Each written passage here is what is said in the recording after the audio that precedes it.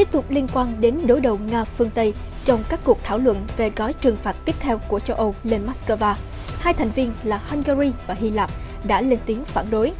Cập nhật các diễn biến trên chiến trường. Bộ Quốc phòng Ukraine báo cáo tỷ lệ chính xác tuyệt đối của tên lửa tầm xa.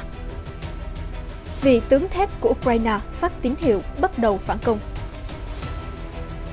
Vẫn liên quan đến an ninh đối ngoại của Nga, Moscow chỉ trích Thổ Nhĩ Kỳ gửi vũ khí cho Kiev dù muốn làm trung gian hòa giải xung đột. Nga chỉ trích Nhật Bản ẩn ý đáp trả các biện pháp trừng phạt của Tokyo. Các thông tin đáng chú ý khác trên toàn cầu. Ý không cần dự án vành đai con đường để duy trì quan hệ với Trung Quốc. Thủ tướng Anh chúc mừng Tổng thống Thổ Nhĩ Kỳ đắc cử. Pakistan sẽ chia sẻ thông tin tài chính với IMF để mở khóa viện trợ. Triều Tiên có thể sớm phóng vệ tinh trong những ngày tới. Cựu Ngoại trưởng Mỹ mừng sinh nhật 100 tuổi. Trẻ em vùng động đất Syria dùng xe bus làm trường lớp. Tất cả sẽ có trong chương trình Thời sự quốc tế ngay sau đây.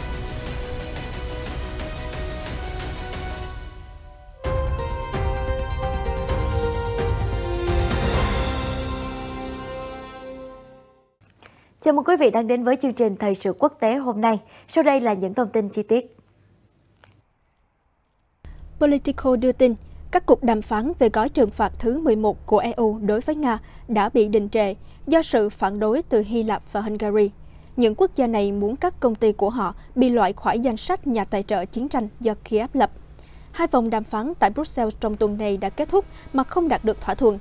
Rào cản chính được cho là danh sách gây tranh cãi của Ukraine về những công ty trốn tránh lệnh trừng phạt và các nhà tài trợ quốc tế cho chiến tranh. Trong đó có nhiều công ty châu Âu chỉ vì họ từ chối cắt đứt quan hệ kinh doanh với Nga. Được tổng hợp bởi Cơ quan Phòng chống tham nhũng quốc gia Ukraine, danh sách bao gồm các công ty như nhà bán lẻ Metro của Đức, nhà bán lẻ Auchan của Pháp, công ty xi măng Buzi Unicum của Ý và ngân hàng áo Raiffeisen. Hungary là quốc gia EU duy nhất lên tiếng phản đối tại cuộc họp của các bộ trưởng ngoại giao mới đây, khẳng định cáo buộc của Kiev đối với ngân hàng OTP là không thể chấp nhận được. Hy Lạp được cho là đã tham gia cùng Hungary, nói các cáo buộc trốn tránh lệnh trừng phạt là vô lý. Ukraine không có quyền bắt công ty nước khác phải nghe lời mình. Bài báo của Politico tuyên bố, danh sách của Ukraine và vòng trừng phạt tiếp theo của EU không liên quan đến nhau. Athens và Budapest chỉ đơn giản là đang trì hoãn các cuộc đàm phán để có thêm đòn bẩy chính trị. Tuy nhiên, các nhà ngoại giao EU ngần ngại công khai tên và làm xấu mặt các quốc gia trì hoãn đàm phán, được cho là vì lo ngại rằng các quốc gia thành viên khác có công ty nằm trong tầm ngắm của Kiev cũng có thể đứng lên phản đối. Hai nguồn tin cho biết, nhà ngoại giao hàng đầu của EU Josep Borrell đã thừa nhận vấn đề và hiện đang làm việc với Ukraine để tìm ra giải pháp. Budapest giữ quan điểm trung lập về xung đột giữa Moscow và Kiev, từ chối cung cấp viện trợ quân sự cho Ukraine hay cho phép viện trợ quân sự của phương Tây đi qua lãnh thổ. Mặc dù Hungary đã tham gia phần lớn vào các biện pháp trừng phạt hiện tại của EU đối với Nga, nhưng họ đã nhiều lần chỉ trích các hạn chế và phản đối những hạn chế ảnh hưởng đến nền kinh tế của chính họ, như lĩnh vực năng lượng hạt nhân và dầu khí. Hy Lạp cũng bất chấp những nỗ lực của khối nhằm cắt đứt mọi quan hệ kinh tế với Nga, vẫn tăng nhập khẩu hàng hóa từ Nga hơn gấp đôi, lên mức kỷ lục 9,33 tỷ euro vào năm 2022. Bộ trưởng Quốc phòng Ukraine Oleksiy Reznikov ngày 28 tháng 5 trong một báo cáo cho biết toàn bộ tên lửa tầm xa Storm Shadow Vương quốc Anh viện trợ đều bắn trúng mục tiêu. Storm Shadow có tầm bắn từ 250 đến 300 km, được phía Anh chuyển giao cho Ukraine vào ngày 12 tháng 5, nhưng không rõ với số lượng bao nhiêu, có thể lên tới hàng trăm quả. Với tầm bắn này, gần như mọi mục tiêu của quân đội Nga trong các vùng chiếm đóng ở Ukraine, chúng đều có thể vươn tới, nhất là các kho đạn và kho hậu cần. Đây được xem là vũ khí rất lợi hại và cần thiết cho Ukraine trước khi mở chiến dịch phản công. Tuy nhiên, một số chuyên gia nghi ngờ về tỷ lệ bắn trúng mục tiêu mà Bộ Quốc phòng Ukraine đưa ra. Có thể đây chỉ là đòn tuyên truyền để phô trương thanh thế. Về phía Nga, những ngày qua họ cũng tuyên bố liên tục bắn rơi tên lửa Storm Shadow khi chúng tập kích những vị trí ở miền đông như Luhansk và Donetsk.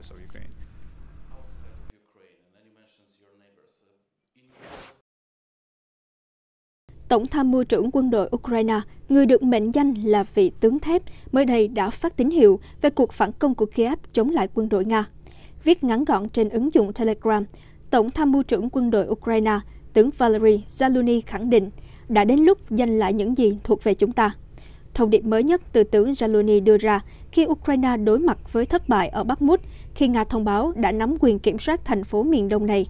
Tướng Oleksandr Syrskyi, chỉ huy quân sự miền đông Ukraine, nói rằng Ukraine chỉ còn bám trụ tại một phần nhỏ thành phố. Quan chức đứng đầu Hội đồng Quốc phòng và An ninh Quốc gia Ukraine, ông Oleksiy Danilov, cũng nói với BBC trong một bài báo đăng ngày 27 tháng 5 rằng các lực lượng Ukraine sẵn sàng cho cuộc phản công có thể bắt đầu vào ngày mai, ngày mốt hoặc tuần tới. Ukraine rất kín tiếng về nơi họ sẽ tiến hành cuộc tấn công lớn, nhưng các chuyên gia quân sự nói với trang tin Insider rằng chiến dịch phản công có thể xảy ra ở miền Đông Nam, đáng chú ý nhất là tỉnh Zaporizhia.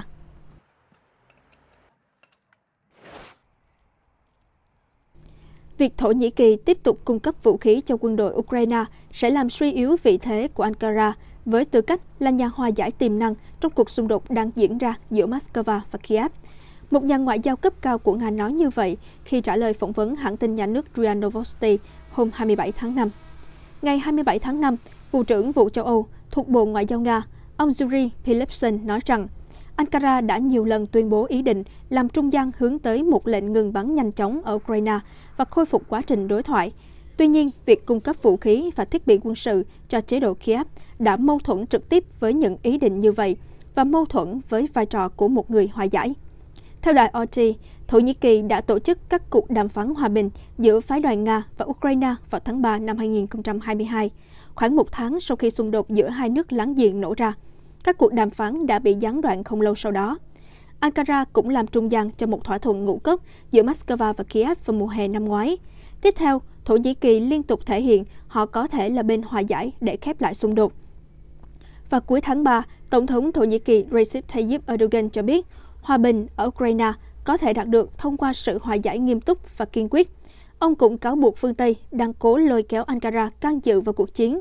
Thổ Nhĩ Kỳ muốn đảm bảo hòa bình giữa Nga và Ukraine càng sớm càng tốt. Vào tháng 5, Tổng thống Erdogan ca ngợi mối quan hệ đặc biệt của ông với Tổng thống Nga Vladimir Putin, nói thêm rằng điều này giúp ông đảm bảo gia hạn thỏa thuận ngũ cốc. Ông cũng ủng hộ một cách tiếp cận cân bằng đối với Nga. Tổng thống Thổ Nhĩ Kỳ đã nói chuyện thường xuyên với người đồng cấp Putin kể từ khi chiến dịch quân sự của Nga ở Ukraine bắt đầu. Thổ Nhĩ Kỳ là thành viên duy nhất của NATO không áp đặt các lệnh trừng phạt kinh tế đối với Moscow. Tuy nhiên, Thổ Nhĩ Kỳ vẫn tiếp tục gửi vũ khí và thiết bị quân sự cho Kiev. Công ty Baykar Makina của nước này đã cung cấp cho lực lượng Ukraine máy bay không người lái tấn công và trinh sát Bayraktar TB2 trong giai đoạn đầu xung đột. Kể từ tháng 8 năm 2022, Ankara cũng cung cấp cho Kiev các phương tiện bọc thép kháng mìn Kipri. Đợt viện trợ đầu tiên bao gồm 50 xe bọc thép chở quân đã đến Ukraine vào ngày 23 tháng 8 năm ngoái. Kể từ đó, số lượng phương tiện như vậy được quân đội Ukraine sử dụng đã tăng lên khoảng 200 vào giữa tháng 3 năm nay. Sau khi nhà ngoại giao Nga Pilepsin chỉ trích hành động mâu thuẫn của Ankara trong xung đột Đông Âu, phía Thổ Nhĩ Kỳ vẫn chưa lên tiếng phản hồi.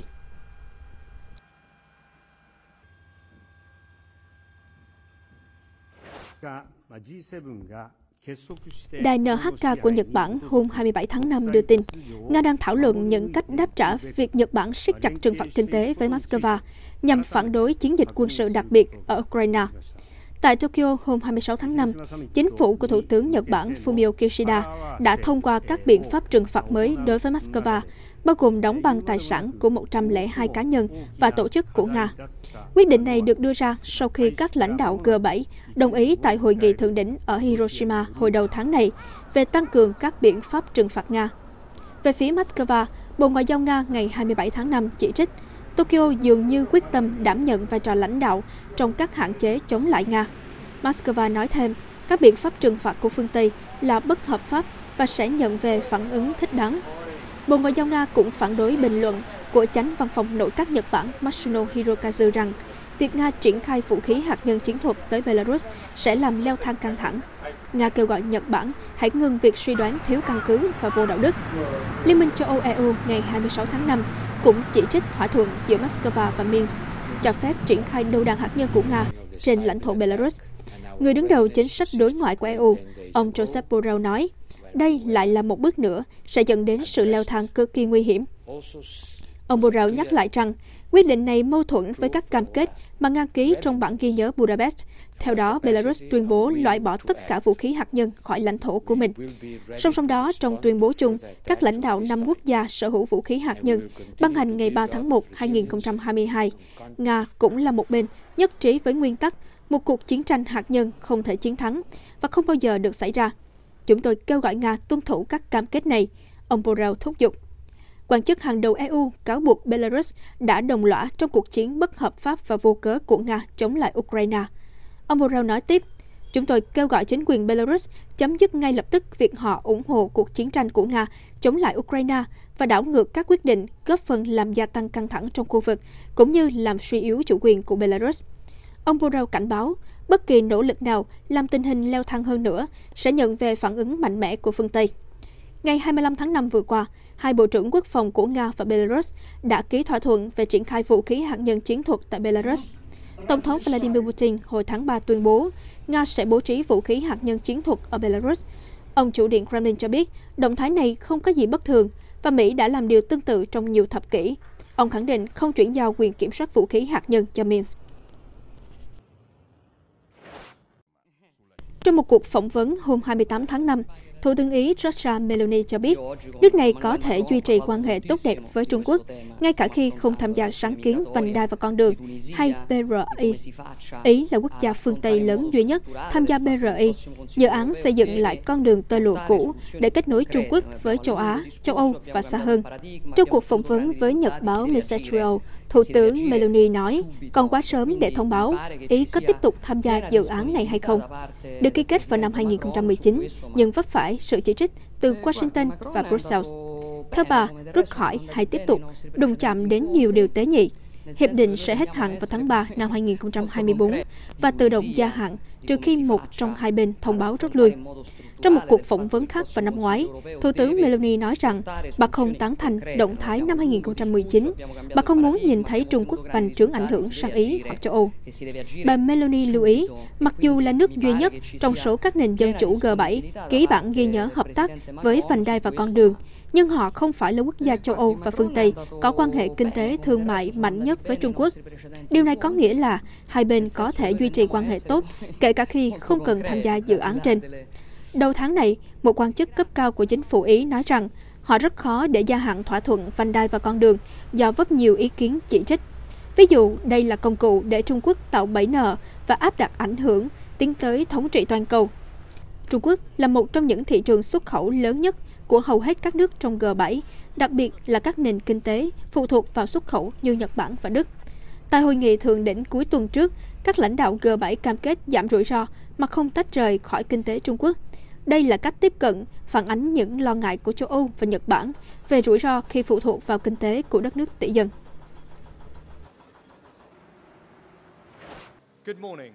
Thủ tướng Anh Rishi Sunak hôm 28 tháng 5 đã chúc mừng Tổng thống Thổ Nhĩ Kỳ Tayyip Erdogan tái đắc cử. Thủ tướng Sunak nhắc lại mối quan hệ bền chặt giữa Vương quốc Anh và Thổ Nhĩ Kỳ với tư cách là đối tác kinh tế và đồng minh thân cận trong NATO. Trước đó, theo Hội đồng Bầu cử Quốc gia Thổ Nhĩ Kỳ, Tổng thống Recep Tayyip Erdogan đã giành chiến thắng trong cuộc bầu cử vòng 2 khi không ai có đủ 50% để giành chiến thắng trong cuộc bầu cử vòng 1 diễn ra vào ngày 14 tháng 5.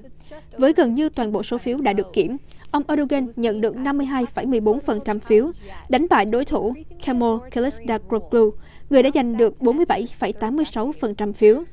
Cuộc bỏ phiếu đánh dấu vị thế của ông Erdogan trong lịch sử khi kéo dài 20 năm cai trị của mình, thêm 5 mùa xuân nữa. Ông đã vượt xa nhiệm kỳ tổng thống 15 năm của người sáng lập Cộng hòa Thổ Nhĩ Kỳ, Mustafa Kemal Atatürk. Tổng thống Erdogan xuất hiện bên ngoài dinh thự của mình ở Istanbul, ca hát trước khi cảm ơn đám đông. Ông nói, chúng tôi đã hoàn thành vòng 2 của cuộc bầu cử tổng thống với sự ủng hộ của người dân. Có Chúa chứng kiến, chúng tôi sẽ xứng đáng với sự tin tưởng của các bạn như chúng tôi đã làm trong 21 năm qua. Ông cho biết thêm, không có ai thua cuộc.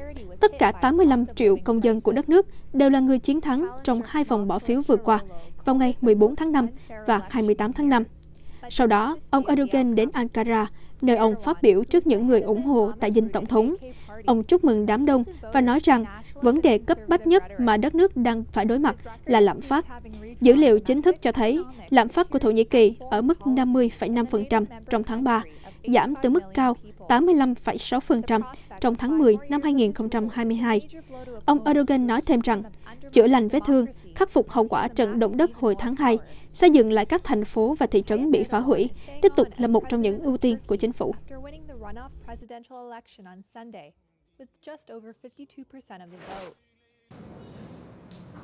Bộ trưởng Tài chính Pakistan, ông Isadar mới đây cho biết, nước này sẽ chia sẻ chi tiết tình hình ngân sách của mình với Quỹ tiền tệ quốc tế, gọi tắt là IMF, nhằm giải phóng các khoản tiền hỗ trợ đang bị đình trệ.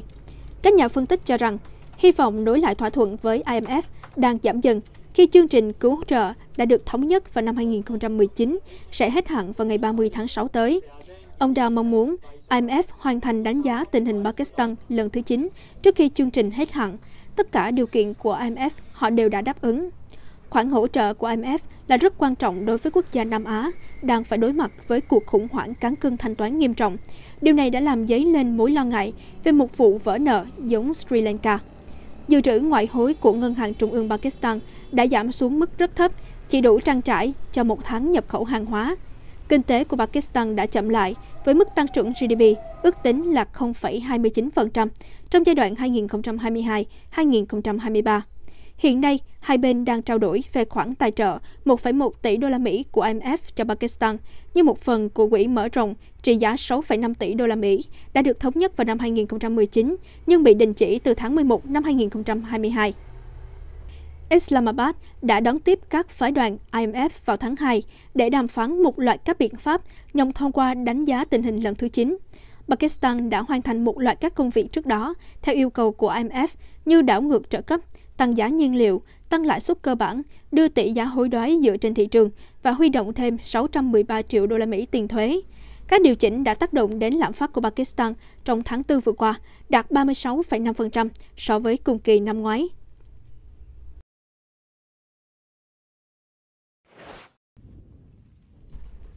Lực lượng bảo vệ bờ biển Nhật Bản hôm 29 tháng 5 cho biết, Triều Tiên có kế hoạch phóng một vệ tinh trong khoảng thời gian từ ngày 31 tháng 5 đến ngày 11 tháng 6. Triều Tiên được cho là đang chuẩn bị cho một vụ phóng tên lửa đạn đạo tầm xa mang danh nghĩa phóng vệ tinh. Bình Nhưỡng cho biết họ sẽ vạch ra một khu vực hàng hải nguy hiểm mà các vật thể có thể rơi trong khoảng thời gian này. Văn phòng Thủ tướng Nhật Bản cho biết họ sẽ hợp tác với Hoa Kỳ, Hàn Quốc và các quốc gia có liên quan khác, đồng thời kêu gọi Bình Nhưỡng kiềm chế. Họ cũng sẽ thu thập và phân tích thông tin trong khi chuẩn bị cho những tình huống bất ngờ. Cơ quan phát triển hàng không vũ trụ của Triều Tiên cho biết vào tháng 12 năm 2022 rằng họ sẽ hoàn thành việc chuẩn bị phóng vệ tinh trinh sát quân sự đầu tiên vào tháng 4 năm 2023. Năm 2016, Triều Tiên đã phóng một tên lửa tầm xa, bất chấp các cảnh báo quốc tế lặp đi lặp lại. Triều Tiên gọi đây là vụ phóng vệ tinh thành công, cho thấy họ đã đi trước Hàn Quốc như thế nào trong lĩnh vực khám phá không gian.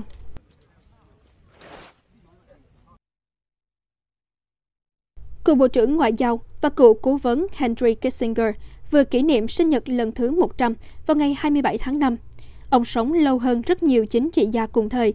Thế hệ đã dẫn dắt Hoa Kỳ vượt qua một trong những thời kỳ hỗn loạn nhất trong lịch sử, đặc biệt liên quan tới chiến tranh Việt Nam. Sinh ra ở Đức vào ngày 27 tháng 5 năm 1923, Kissinger vẫn được biết đến với vai trò chủ chốt trong chính sách đối ngoại của Hoa Kỳ trong những năm 1960 và 1970. Kiến trúc sư của kế hoạch rút quân khỏi Việt Nam. Sự liên can của ông trong cuộc chiến này cũng để lại nhiều di sản gây tranh cãi. Ông David Kissinger, con trai của nhà ngoại giao kỳ cựu, nói với tờ The Washington Post rằng lễ kỷ niệm 100 năm là dịp để mọi người bày tỏ sự kính trọng với một nhân vật lịch sử. Ông ấy vẫn hoạt động không biết mệt mỏi trong các năm qua. Cựu ngoại trưởng sẽ ăn mừng sự kiện này bằng các chuyến đi thăm lại New York, London và quê hương ở Đức. Những năm gần đây, cựu Ngoại trưởng Kissinger vẫn hoạt động với tư cách là một chuyên gia về quan hệ quốc tế. Ông đưa ra lời khuyên cho các tổng thống thuộc Đảng Cộng Hòa và cả Dân Chủ. Ông cũng có những bài phát biểu tại các diễn đàn quốc tế bằng giọng Đức, không mất đi kể từ khi cùng gia đình chạy trốn khỏi phát xít khi là thiếu niên. Gần đây nhất trong tháng 5 này, cựu Ngoại trưởng Kissinger phát biểu rằng cuộc chiến ở Ukraine đang đạt đến một bước ngoặt với việc Trung Quốc tham gia đàm phán. Hy vọng đàm phán sẽ đi đến hồi kết vào cuối năm nay. Ông kêu gọi đàm phán để chấm dứt xung đột. Trong 8 năm làm cố vấn an ninh quốc gia và ngoại trưởng, ông Kissinger đã tham gia vào các sự kiện đối ngoại lớn, ảnh hưởng đến toàn cầu, như tái lập quan hệ ngoại giao với Trung Quốc năm 1972, hay Hiệp định Paris để kết thúc chiến tranh Việt Nam năm 1973. Ngoại trưởng Kissinger cùng với Tổng thống Nixon cũng hứng nhiều chỉ trích vì sự thất bại của Hoa Kỳ trong chiến tranh Việt Nam. Ngoài ra, họ cũng có vai trò trong việc hình thành lực lượng Khmer Đỏ, tác giả của sự kiện diệt chủng kinh hoàng ở Campuchia vào cuối những năm 1970. Cựu Ngoại trưởng Kissinger được khen ngợi nhờ nỗ lực kết nối với Liên Xô từ năm 1967 nhằm giảm căng thẳng, tiến tới đàm phán thương mại và các hiệp ước kiểm soát vũ khí. Nhờ chính sách này, ông được xem là một trong những bậc thầy của chính trị thực dụng. Cựu Tổng thống Gerald Ford đã trao tặng Ngoại trưởng Kissinger huân chương tự do của nước Mỹ vào năm 1977, nói rằng ông đã sử dụng sức mạnh vĩ đại của nước Mỹ bằng tất cả trí tuệ và lòng trắc ẩn để phục vụ hòa bình.